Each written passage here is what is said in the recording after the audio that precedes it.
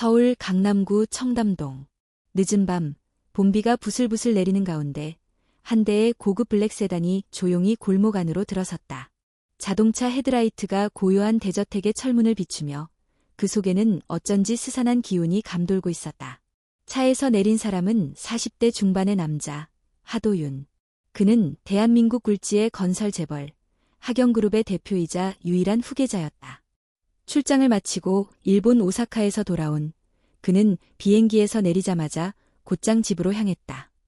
오늘은 약혼녀 강세진이 공항까지 마중 나온다고 했지만 도착 시간에 맞춰 집 앞에 도착해도 그녀의 모습은 보이지 않았다.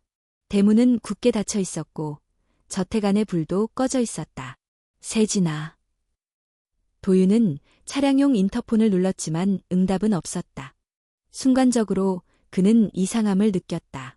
언제나처럼 깔끔하게 정리되어 있어야 할 현관 주변은 어지럽고 차고 앞에는 낯선 발자국들이 어지럽게 남아 있었다. 그는 무언가 이상하다고 직감했다. 하지만 한 걸음 더 다가가려는 순간 어두운 골목길에서 누군가가 달려왔다. 아저씨, 들어가시면 안 돼요. 위험해요. 갑작스러운 외침에 도윤은 깜짝 놀라 뒤를 돌아보았다. 비에 흠뻑 젖은 한 소년이 철문 앞에 서 있었다. 허름한 옷차림에 손에는 낡은 비닐봉지를 들고 있었다. 나이는 13살 정도. 그는 떨리는 목소리로 외쳤다. 거기 안에 이상한 사람들이 들어갔어요. 오늘 밤 아저씨가 돌아오면 끝이라고 말하는 걸 들었어요. 정말이에요. 소녀는 절박하게 눈을 동그랗게 뜨고 있었다.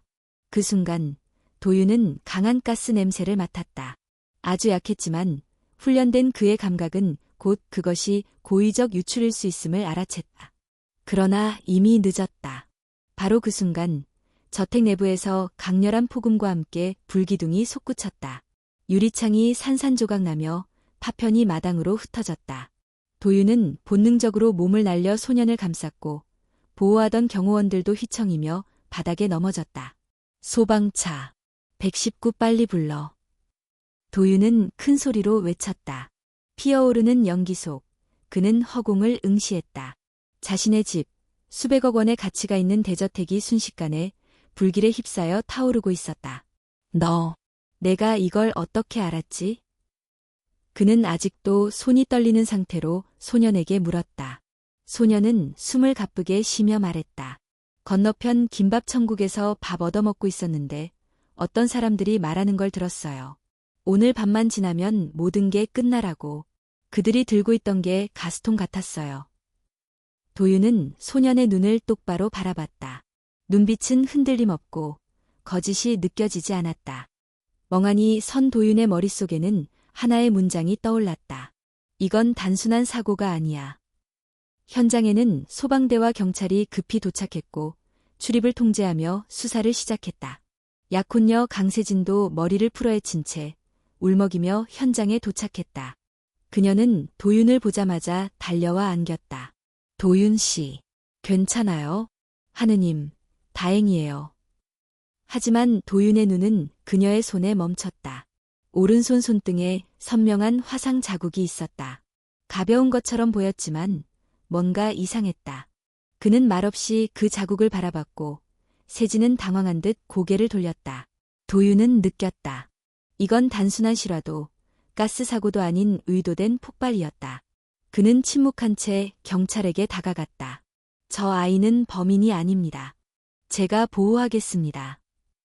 경찰은 의아한 표정으로 도윤을 바라봤지만 그의 사회적 지위와 결정에 이의를 제기하지 않았다. 소년의 이름은 박세윤, 부모 없이 거리에서 폐지를 주우며 살아온 아이였다. 호텔로 돌아가는 차 안에서 세윤은 조심스레 물었다. 저, 진짜 괜찮으세요? 그래. 너 아니었으면 지금쯤 난 죽었을지도 몰라. 근데 왜 나를 믿어요? 전 그냥 주운 이야기 말했을 뿐인데. 도윤은 창밖의 빗방울을 보며 말했다. 너는 그냥 말했지만 그 말이 내 목숨을 구했어. 그건 아무나 할 수 있는 일이 아니야. 그 밤, 도윤은 잠을 이루지 못했다. 그는 자신의 회사를 상장시키기 위해 목숨 바쳐 일해왔지만 이제 그의 주변엔 그를 해치려는 자들이 있다. 그리고 그 시작은 단지 불길 속에서 살아남는 것으로 끝나지 않을 터였다. 그는 침대맡에서 조용히 중얼거렸다. 누가, 나를 죽이려 한 거지? 호텔 창밖으로 햇살이 스며들고 있었다. 서울 강남의 고급 호텔 스위트룸안. 하준서는 말없이 창가에 서 있었다. 밤새 한숨도 자지 못한 그는 여전히 전날 밤의 폭발 소리와 그 연기 냄새를 기억하고 있었다. 책상 위에는 손에 들려있던 소형 레코더와 노트북이 놓여 있었다. 그는 자리에 앉아 전날 경찰이 제공한 보고서를 다시 확인했다.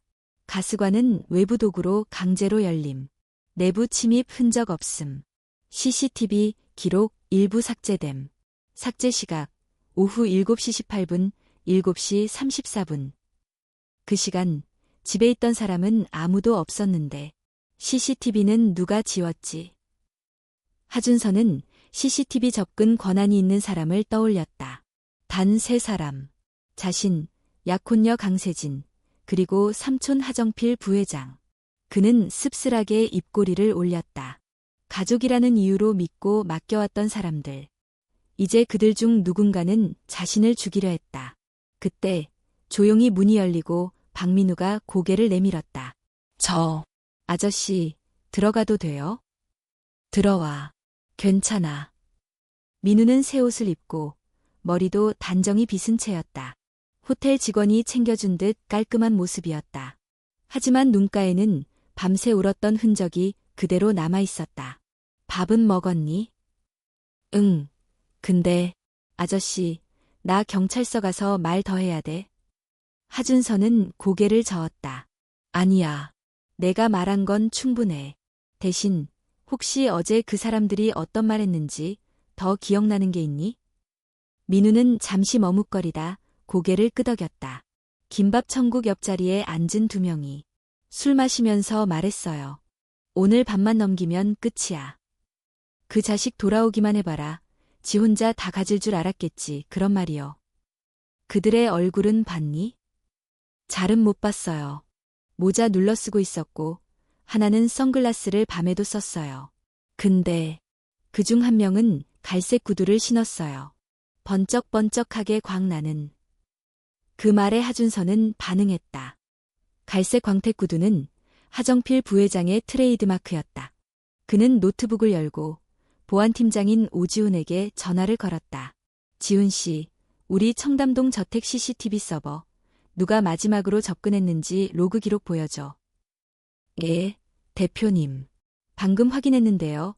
오후 7시 20분경에 GPL 계정으로 접근 흔적이 있습니다. 파일 3개 삭제 기록도 있고요. 7. 하정필의 이니셜. 감사합니다.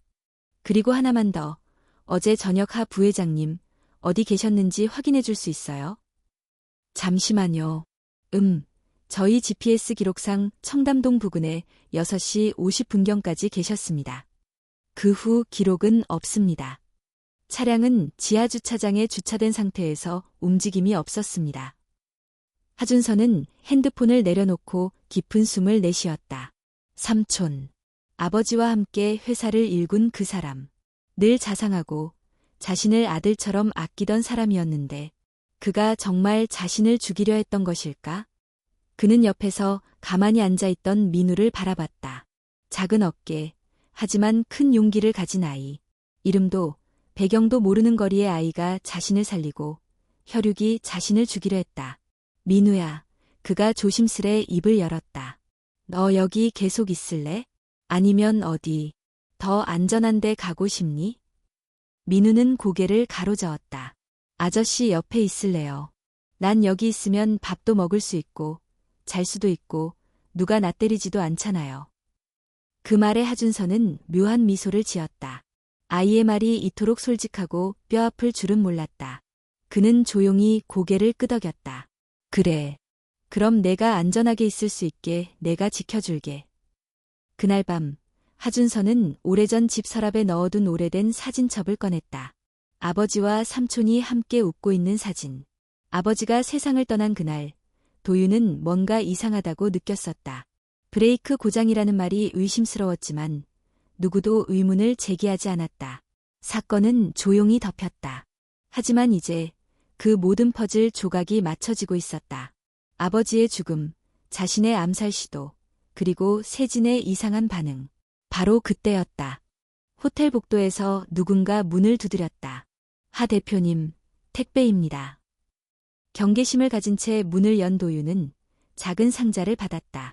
상자 안에는 오래된 녹음기 하나가 들어있었고 포스트잇에 짧게 써 있었다. 그날의 진실을 알고 싶다면 재생하세요. 피. 그는 가슴이 철렁 내려앉는 걸 느꼈다. 피. 아버지의 운전기사였던 박기철. 몇 년 전 갑자기 사직하고 사라진 그 사람. 그는 녹음기를 켰다. 회장님, 이건 너무 위험합니다. 차량 브레이크에 손을 대는 건 살인입니다. 이건 어쩔 수 없는 선택이야. 형님이 물러나지 않으면 회사는 망해. 하지만 대표님은, 하준서 씨는 어떻게 하실 겁니까? 그 애는 모를 거야. 모르게 해야지. 하정필의 목소리였다. 하준서는 녹음기를 들고 식은땀을 흘렸다. 진실은 드디어 그의 앞에 모습을 드러냈다. 밤은 고요했지만 하준서의 머릿속은 폭풍처럼 요동쳤다. 녹음기에서 흘러나온 목소리는 명확했다. 삼촌 하정필, 그리고 배후에서 조율하는 또 다른 사람. 그것은 단순한 권력 다툼이 아니라 피와 피 사이의 배신이었다. 그는 호텔방 안에서 한참 동안 움직이지 못했다. 손바닥에 남은 녹음기의 차가운 감촉이 마치 쇠사슬처럼 그를 올가매고 있었다. 아저씨, 왜 그래요? 조심스럽게 다가온 민우가 눈을 크게 뜨고 물었다.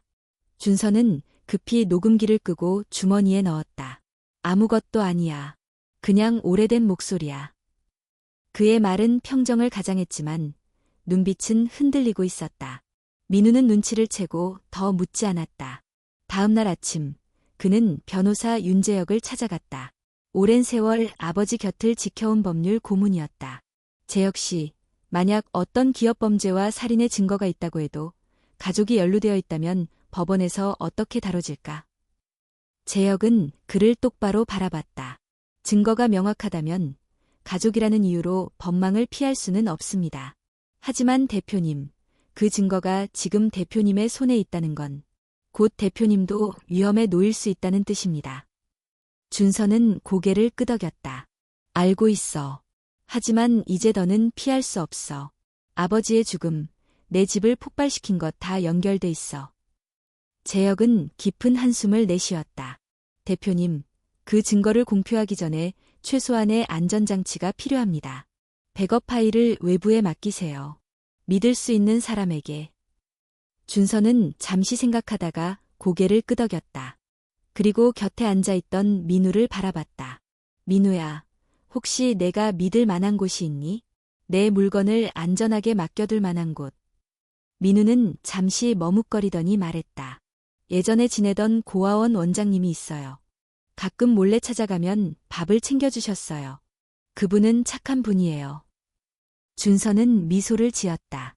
좋아, 그럼 거기에 하나 맡기자. 그날 저녁, 준서는 민우와 함께 오래된 고아원을 찾았다. 소박한 건물 안에서 원장 최은주는 놀란 눈으로 그들을 맞았다. 하 대표님, 이런 곳에 웬일이세요? 준서는 민우를 바라보며 말했다. 민우를 잠시 맡아주실 수 있을까요? 그리고 이걸 절대 다른 누구에게도 보여주지 마세요. 혹시 제가 무슨 일이 생기면 이걸 언론사에 전달해 주세요. 그는 작은 USB를 은주에게 건넸다. 은주는 놀라움과 불안이 섞인 눈빛으로 그를 바라봤다. 대표님, 무슨 일이에요? 준서는 고개를 저었다. 말씀드릴 수 없어요. 하지만 제 생명이 걸린 문제입니다. 며칠 뒤 회사 본사에서 긴급 이사회가 열렸다. 외형상으로는 청담동 저택 폭발에 대한 내부 점검 회의였지만 사실상 권력 다툼의 서막이었다. 하정필 부회장은 차분한 얼굴로 회의장을 장악했다. 어제의 사고는 단순한 가스 누출일 뿐입니다. 괜한 오해로 회사 명성에 흠집을 내지 맙시다. 이에 하준서가 차갑게 대꾸했다. 삼촌, 경찰은 이미 고의적인 개입 가능성을 조사 중입니다. CCTV 기록도 삭제됐죠.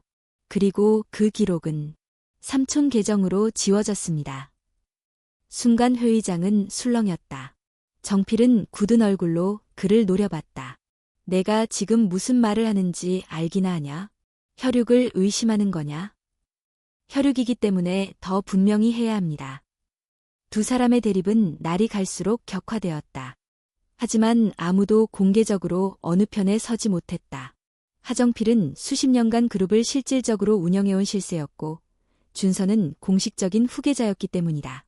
그날 밤 준서는 호텔방에서 또 다른 충격을 맞았다. 민우가 사라진 것이었다. 침대 위에는 작은 종이 한 장만이 놓여 있었다. USB를 가져와. 그렇지 않으면 소녀는 죽는다. 준서의 손에서 종이가 떨어졌다. 숨이 가빠지고 눈앞이 아득해졌다. 민우. 그는 곧바로 은주에게 전화를 걸었다. 다행히 그곳에 맡긴 USB는 그대로 있었다. 하지만 민우는 고아원을 떠난 후 낯선 사람들에게 끌려갔다는 사실이 확인되었다. 심장이 쿵쾅거렸다. 그는 선택의 기로에 놓였다. 증거를 포기하고 민우를 구할 것인가? 아니면 증거를 지켜내고 아이를 위험에 빠뜨릴 것인가? 아버지의 죽음을 밝히려는 갈망과 거리에서 만난 한 소년의 생명을 지켜야 한다는 양심 사이에서 그의 마음은 찢어질 듯 흔들렸다. 준서는 밤새 망설이다가 결심했다. 둘 다 지킬 방법을 찾는다. 그는 재혁 변호사에게 전화를 걸었다. 내일 저녁 내가 직접 USB를 전달하는 자리를 만들겠다. 하지만 그건 진짜가 아니다. 진짜는 이미 안전한 곳에 있어. 동시에 경찰과 보안팀을 움직여 아이를 구할 거야. 재혁은 잠시 침묵하다가 대답했다. 대표님, 이건 도박입니다. 실패하면 모든 걸 잃습니다. 도박이라도 해야 해. 아이의 목숨과 아버지의 명예, 그 둘 다 걸려 있으니까. 준서는 전화를 끊고 창밖을 바라봤다. 비가 내리고 있었다. 처음 민우를 만났던 날처럼 밤의 어둠 속에서 비가 쏟아지고 있었다. 그는 속으로 다짐했다. 민우야, 이번에는 내가 너를 구할 차례다. 서울 항구 외곽, 폐창고. 해가 저물 무렵 하준서는 혼자 어둠 속으로 들어섰다. 손에는 작은 검은색 USB가 쥐어져 있었고 주머니 안에는 녹음기를 감춘 채 긴장된 숨을 죽였다. 창고 안은 을씨년스럽게 조용했다. 부서진 철제 선반들과 낡은 기계 부품들이 널려 있었고 먼지가 자욱했다. 대표님, 예상대로입니다. 창고 안쪽에서 전파 차단 신호가 감지됐고 아이의 위치는 이 근처로 추정됩니다. 귀에 꽂은 무선 이어폰 너머로 변호사 윤재혁과 보안팀장 오지훈의 목소리가 들려왔다. 내가 안으로 들어가면 10분 후 경찰 투입해. 그는 조심스레 발걸음을 옮겼다. 그리고 창고 한가운데서 드디어 그 아이를 보았다. 박민우는 의자에 묶인 채 입에 테이프가 붙어 있었다. 눈동자는 공포로 흔들리고 있었고 온몸에 먼지가 묻어 있었다. 그 옆에는 검은 양복을 입은 건장한 남자 둘이 서 있었다. 하준서 씨. 어둠 속에서 누군가 걸어 나왔다. 하정필이었다. 그는 여전히 단정한 양복 차림이었지만 눈빛은 예전과 달랐다. 이렇게까지 할 줄 몰랐는데 내가 너무 멀리 갔구나. 준서는 떨리는 심장을 억누르며 입을 열었다. 저 아이를 놓아줘. 이건 너와 나, 어른들의 문제야. 그렇지 않다. 이 아이는 내 마음의 약점이다. 내가 정인이 진실이니 떠들기 전에 감정부터 버려야 했어. 정필은 손을 내밀었다. USB를 줘. 그러면 이 아이는 풀어주겠다. 준서는 주머니에서 USB를 꺼내 조심스레 바닥에 놓았다. 여기 있어. 대신 아이부터 풀어. 정필은 수아에게 고개를 끄덕였다. 남자 둘이 민우의 테이프를 떼고 팔을 풀었다. 민우는 숨을 헐떡이며 준서를 바라봤다. 그 순간 정필이 손을 들어 총을 꺼냈다. 역시 넌 너무 착해. 방아쇠를 당기려는 찰나 창고 천장에서 투입된 보안팀 요원이 일제히 뛰어들었다. 멈춰. 무기를 버려. 정필은 놀라 총을 떨어뜨렸고 수아들은 곧바로 제압되었다. 창고는 삽시간에 경찰과 보안팀의 통제로 들어갔다. 준서는 민우를 끌어안았다. 괜찮아. 이제 끝났어. 그날 밤 서울중앙지검. 하정필은 긴급 체포되어 취조를 받고 있었고 하준서는 민우와 함께 검찰에 증거를 제출했다.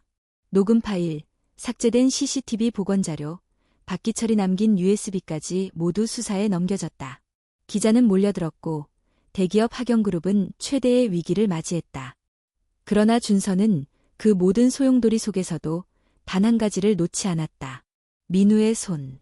아저씨, 나 때문에 다 망한 거 아니에요? 민우는 침대에 앉아 울먹이며 말했다. 준서는 아이의 눈을 마주보며 대답했다. 아니다. 넌 내 인생을 구했어. 2번이나. 근데 이제 아저씨는 회사도, 가족도 다 잃었잖아요. 그럴 수 있어. 하지만 나는 나 자신을 잃지 않았어. 그게 제일 중요해. 며칠 뒤 하경그룹 긴급 주주총회. 준서는 마지막으로 회의장에 들어섰다. 수십 개의 카메라와 기자들이 그를 따라 움직였다. 오늘 이 자리에서 저는 하경그룹 대표이사직에서 물러납니다. 회의장은 충격으로 술렁였다. 그러나 제 사인보다 중요한 것이 있습니다. 진실입니다. 그는 마이크를 향해 USB를 연결하고 녹음 파일을 재생했다. 정필의 목소리. 형님은 너무 순진했어. 우리가 나서지 않으면 이 회사를 지킬 수 없어. 준서는 몰라야 돼. 그래야 오래 쓸 수 있어. 그리고 세진의 목소리까지. 이제 그 사람 없어지면 우리 거야. 다 끝나. 회의장은 정적에 휩싸였다. 저는 이제 떠납니다. 하지만 이 회사에는 아직도 양심 있는 이사들과 직원들이 있습니다. 이들은 회사를 지킬 것입니다. 그날 밤 민우는 하준서의 곁에 앉아 TV 뉴스를 함께 보고 있었다. 화면 속 하정필과 강세진은 구속되어 호송차에 타고 있었다. 민우가 조심스레 물었다. 이제 어디로 가요? 준서는 웃으며 대답했다. 이제 진짜로 살아야지. 진실하게, 사람답게. 그리고 한 달 뒤 서울 외곽의 한 작은 건물 앞 간판에는 이렇게 적혀 있었다. 하준서 기술 배움터, 하재단 산하. 아이들이 땀을 흘리며 목공, 배관, 기계 조립을 배우고 있었다. 민우는 새 교복을 입고 신입 아이들에게 웃으며 말했다. 여기서는 이름이 없어도 괜찮아. 그냥 잘 배우고 잘 자라면 돼. 건물 뒤 하준서는 조용히 손에 묻은 기름을 닦고 있었다. 멀리서 들려오는 아이들의 웃음소리에 그는 고개를 들었다. 그리고 속삭였다. 아버지, 지금쯤 웃고 계시겠죠? 그는 하늘을 올려다보았다. 서울의 하늘은 여전히 흐리고 바빴지만 그의 눈 속에는 맑은 평화가 깃들어 있었다. 그날 이후 하준서는 더 이상 언론의 관심을 받지 않았다. 대기업 회장직에서 물러난 그는 권력을 내려놓았고 법정에서도 증인으로 출석한 것을 끝으로 조용히 사라졌다. 사람들은 그를 입에 올리다 잊었다. 뉴스는 금방 새로운 화제로 넘어갔고 하경그룹은 체계적 개편과 함께 다시 일어섰다. 하지만 그에게 진짜 변화는 바로 그날 이후의 삶이었다. 서울 근교 오래된 철공소 자리에 세워진 하준서 기술 배움터는 소문 없이 조용히 문을 열었다. 이곳은 고아, 가출 청소년, 보호 종료 아동들을 위한 직업 훈련소였다. 여기에는 시험도, 경쟁도 없었다. 단지 묵묵히 도구를 익히고 기술을 배우며 스스로의 삶을 다시 세우는 공간이었다. 박민우는 이제 가장 오래된 제자이자 신입생들의 멘토였다. 형, 이거 왜 이렇게 안 돼? 어린 친구가 톱질을 잘못하자 민우가 다가와 손을 잡고 조심스레 방향을 교정해준다. 힘을 너무 많이 주면 나무가 깨져. 천천히, 한 번에 하나씩. 아이의 손이 따라 움직이고 곧 고르게 톱이 나무를 가르기 시작했다. 그 모습을 지켜보던 하준서는 뒤에서 조용히 미소를 지었다. 어느 날 오후 오래된 편지 한 통이 배움터 앞으로 도착했다. 보낸 이는 서울여 성교도소 수감자 2300일 강세진이었다. 그는 잠시 망설였지만 조용히 사무실로 들어가 봉투를 열었다. 편지 속에는 깔끔한 필체로 쓰인 몇 줄의 글이 있었다. 언더라인 쌓인 준서 씨, 글을 쓸 자격이 저에게 없다는 걸 압니다. 그래도 용서를 구하고 싶었습니다. 아이를 뱃속에 품은 채 저는 매일 후회와 싸우고 있습니다. 그날 제가 멈췄다면 지금은 달라졌을까요? 제가 아이를 낳게 된다면 그 아이만큼은 바르게 자라길 바랍니다. 혹시 당신이 그 아이의 이름을 지어줄 수 있을까요? 언젠가 당신을 만나게 된다면 그 아이가 자랑스러울 수 있도록 제가 남은 삶을 바치겠습니다. 하준서는 그 편지를 조용히 접어 책상 서랍에 넣었다. 그 밤 그는 오랜만에 아버지의 묘를 찾아갔다. 비가 부슬부슬 내리는 산길을 따라 걸어 올라가 조용히 무릎을 꿇었다. 아버지, 이제야 조금 알 것 같아요. 아버지가 마지막까지도 타협하지 않으셨는지, 왜 사람을 믿으면서도 항상 단단하셨는지. 묘비에 손을 얹으며 그는 말했다. 전 회사를 지키지 못했지만 이름을 지킬 수 있었어요. 그리고 민우를 만났어요. 이 아이 덕분에 저도 다시 사람답게 살게 됐습니다. 잠시 후 뒤에서 익숙한 목소리가 들려왔다. 여기 있었어요? 민우였다. 손에 작은 꽃다발을 들고 있었다. 고사리랑 같이 꺾었어요. 엄마가 예전에 꽃 좋아했대서. 하준서는 민우를 바라보며 조용히 웃었다. 잘했네. 아버지도 좋아하실 거야. 민우는 잠시 묘비를 바라보다가 말했다. 아저씨, 나 커서 뭐가 되면 좋을까요? 글쎄, 뭘 좋아하니? 누군가를 도와주는 사람? 저도 누굴 살릴 수 있는 사람이 되고 싶어요. 그날처럼. 하준서는 민우의 머리를 쓰다듬었다. 이미 넌 되고 있어. 몇 개월 후 하준서 기술 배움터에서는 작은 졸업식이 열렸다. 처음으로 자립을 하게 되는 청소년 5명이 각자 직접 만든 공구함을 들고 무대에 올랐다. 박수를 받으며 수료증을 받는 아이들의 눈빛은 그 어느 때보다 반짝였다.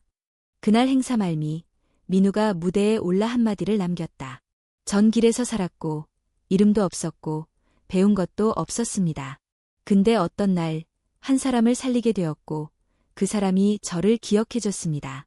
그 이후 저는 다시 태어났습니다. 그리고 이 자리에 있는 여러분도 모두 새로운 시작을 할 수 있어요. 무대 아래에서 하준서는 조용히 눈을 감았다. 사람들의 박수 소리 속에서 그는 아주 작게 중얼거렸다. 민우야, 내가 내 삶을 바꿨단다. 이젠 너도 누군가의 삶을 바꾸겠지. 어느 날 민우는 책상 위에 한 장의 종이를 두고 갔다. 아저씨, 이게 제 진짜 이름이에요. 어릴 때 쓰던 이름인데 다시 쓰고 싶어요. 그 종이에는 손글씨로 적힌 이름 하나. 하민우. 하준서는 그 이름을 오래도록 바라보다가 조용히 고개를 끄덕였다. 그래, 이제 우리 가족이구나. 그해 겨울, 서울에는 진눈깨비가 내렸다. 눈과 비가 섞여 내리는 거리, 어디선가 또 한 아이가 차가운 거리에 서 있었다. 그 아이의 뒤에 누군가가 우산을 씌워주었다. 민우였다. 그는 조용히 말했다. 춥지. 우리랑 같이 가자. 그리고 그렇게 또 한 사람의 인생이 어둠 속에서 빛으로 옮겨지고 있었다.